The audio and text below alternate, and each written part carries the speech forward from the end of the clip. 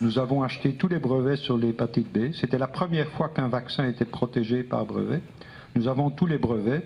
Et maintenant, vous les concurrents, si vous voulez venir sur le marché, mais vous allez devoir négocier avec nous.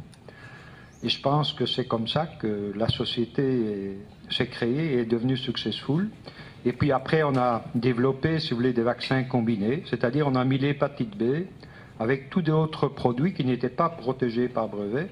Et en faisant ça, on rendait évidemment les produits combinés protégés. Mais donc la stratégie, c'est pas plus compliqué que ça. Le laboratoire a donc cherché à créer un monopole.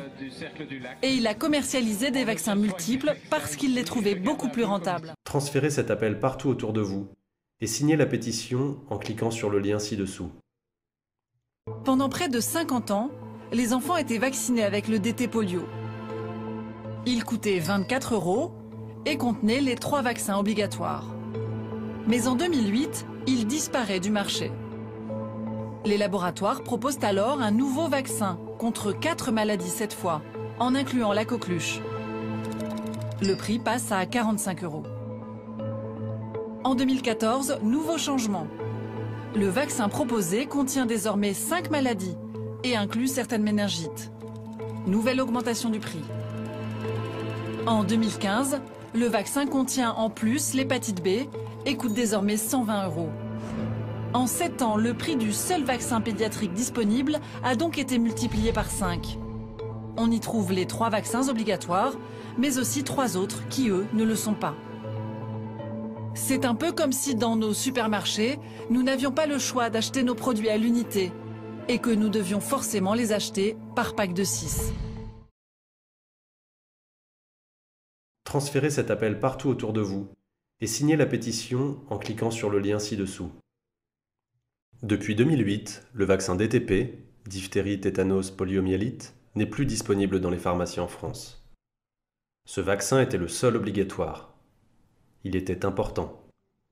Il avait été utilisé depuis des décennies avec succès. Ces maladies avaient été pratiquement éradiquées. Il s'agissait d'un vaccin sûr. Il ne contenait pas d'aluminium. Qui plus est, c'était un vaccin bon marché, à 6,54 €. Mais depuis 2008, les laboratoires pharmaceutiques ont retiré le DTP du marché. Ils l'ont remplacé par un super vaccin contenant des vaccins contre 3 maladies non obligatoires. L'Institut pour la protection de la santé naturelle a lancé avec le professeur Henri Joyeux, en mai 2015, une grande pétition pour le retour du classique DTP sans aluminium. Cette action a déclenché une immense prise de conscience. Plus d'1 million de citoyens ont participé. La ministre de la Santé, Marisol Touraine, a réagi en lançant une consultation nationale sur les vaccins. Cette consultation devait être démocratique, ouverte et répondre aux légitimes inquiétudes de la population. Elle devait tenir compte de l'intérêt et de la santé des enfants, des risques associés au vaccin et des accidents, parfois graves, qui ont eu lieu avec la vaccination. Le Comité pour la vaccination a rendu son rapport public le 30 novembre 2016. Et c'est un véritable scandale.